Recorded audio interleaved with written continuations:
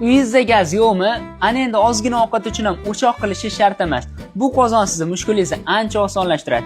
Buni qarang, juda bir ixcham, aqlli ishlangan. Tokda ishlaydi. Bu yog'iga bemalol tok toqat qilsangiz bo'ladi. Hozir mana uydagilar bilan chiroyli qilib dimlama qo'yamiz. Kuzatib tursanglar natijasini ko'rsatamiz. Qozonni ko'rishinglar mumkin, ichi keramika bo'ladi, yopishib qolmaydi. Eng qizig'i, gaz bilan bir xil vaqtda pishadi. Buni maza qiladigan joyi aytaymi nimada? Kimdirlar uyga gaz tortmagan bo'ladi yoki uyda gaz bo'lmagan bo'ladi. O'choq olib, ovora bo'lishi shart emas. Mashq qozon bilan bemalol ovqatlanib qo'ysangiz bo'ladi. Hammani ham imkoniyati yo'q o'choq qilishga. O'shaning uchun mashq qozonni bemalol maza qilib pishira olsangiz bo'ladi.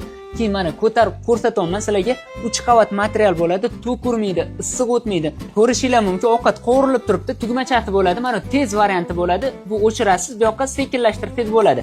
Mana qaynab qovurilib turibdi. Xo'p, o'ta xavfsiz ishlangan. Yosh kattalar uchun ham juda qulayda bu. O'tirib olib bemalol qilsanglar bo'ladi. Agar domda turadigan bo'lsangiz, gaz o'chib qolsa, bitta olib qo'ying, kerak yo'q qoladi. Mana ovqatimiz ham pishdi. Voh, mana hidini qarang. Oh. O'zi bu qozonni har bitta xonadonda bo'lsa och qolmaysiz, ishonavering. Yuvayotganda ham bemalol yuvsangiz bo'ladi. Mana bu yerda shnur bor.